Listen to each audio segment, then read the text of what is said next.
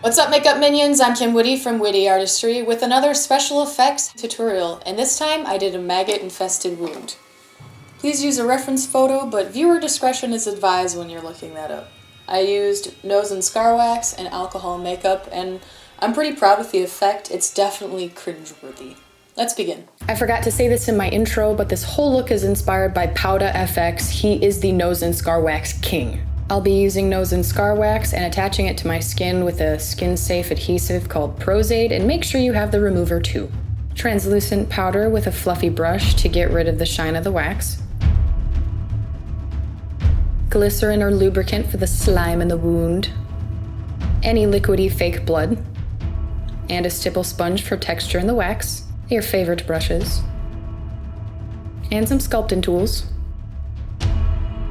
Alcohol activated paints in the colors red, yellow, brown, and green. 99% isopropyl alcohol to activate the paint.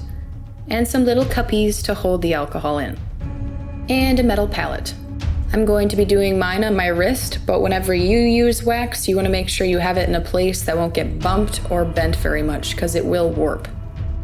Nose and scar wax does stick to your fingers, so I'm using lotion as sort of like a lubricant just to mold the wax in my hands.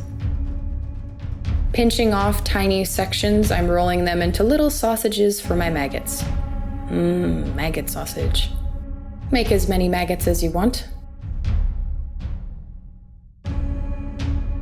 To give the maggots a little curl, I'm putting them on the handle of the brush and sort of bending them around.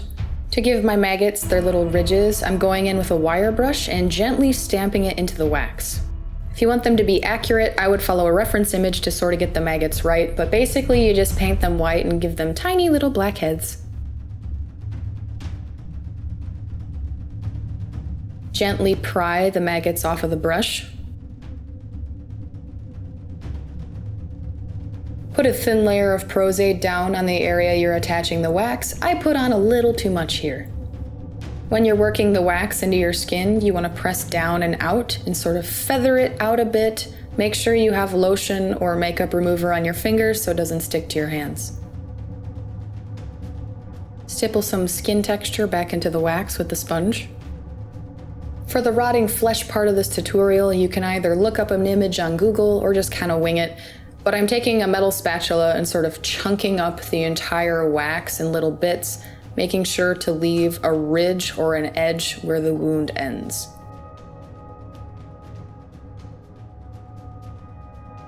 Smooth out any rough edges. Hit it with that stipple sponge again. I decided I need more of a lip on the edge of the wound, so I'm going in and removing a little bit more material. So now I'm becoming a little paint scientist, and I'm mixing some light green, dark green, a little bit of yellow, some brown, some gray, just to get a really gross, rotten flesh color. When you're applying alcohol paint, you want to put it on in thin layers because you can always add more, but you can't really take it away. So that's what I'm doing whenever I dunk it back in the plastic cup. I'm just diluting it. I'm creating another rotten flesh color by mixing sort of like a orangey brown with a hint of red. Dab it into the wound. Then with a dark red brown, you want to go in all of the deepest areas of the wounds. This is sort of the dried, caked on blood where it's really starting to get into your muscle tissue and blood vessels. Then with a fan brush, I'm going in with an incredibly diluted red and sort of adding irritation around the wound. Then smoothing it out with my finger. Now I'm mixing up a really saturated dark red, and I'm going to go into the deepest parts of the wound and then also around the edges of the wound underneath like the lip of the skin. This will create a little bit of depth. Dab a little bit of red around the wound. I noticed that the wax didn't quite match my skin, so with a very diluted red, I'm color correcting the skin around it so it'll blend in more. I decided that my maggots were a little too peachy, so I went in with white and just added a few more coats. This is when your wound really starts to look gross. So basically just go in with your maggots, put them wherever the heck you want. Some of them are going to be burrowing in or coming out. Cut them in half and bury them in the wax if you need to, but just put them everywhere. Then with a bloody red, I'm going into the parts that the maggots are coming out of. Touch up any of your maggots' heads with some more black. To get rid of that waxy shine, I'm going over it in a coat of translucent powder. Add a little bit of gloss and pus with glycerin on the maggots and in the wound. Then in the deepest parts, you want to go in with some fake blood to really bring the look together. And you're done. Go gross out your friends.